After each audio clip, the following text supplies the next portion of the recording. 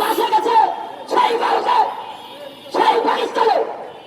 আমরা বলতে চাই জনগণের রাজপথ জনতার হাতেই থাকবে।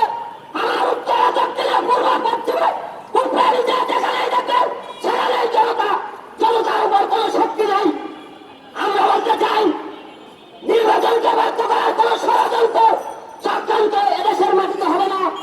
আর একটি বলতে চাই বিএনপি আওয়ামী লীগ এনসিপি যদি একতরফা নির্বাচনের মাধ্যমে আরেকটি একতরফা নির্বাচনের কোন নির্লক্ষ্য তৈরি করে আমরা জনতার রাজপথ, জনতার রাজপথ 2 মিনিট কিন্তু হয় নাই ভাই, আগেই যে আপনারা জানান জনতার রাজপথ জনগণ বুঝবে নির্বাচনে অংশগ্রহণ নিশ্চিত ছাড়া আমি প্রধানমন্ত্রী পরবর্তী চাইবেন এবং আমার আশেপাশে অনিবন্ধিত অনিবন্ধিত রাজনৈতিক দলগুলো যদি এবার নির্বাচনে অংশগ্রহণ করতে না পারে বাংলার মাটি থেকে নির্বাচন বয়কটের ঘোষণা দেওয়া হবে।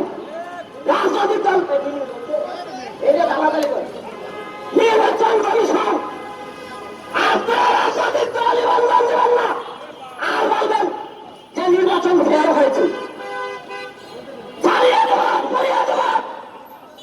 নির্বাচন কমিশন থেকে পালিয়ে যেতে হবে। বিএনপি বলেন, আওয়ামী লীগ বলেন, এনসিপি বলেন,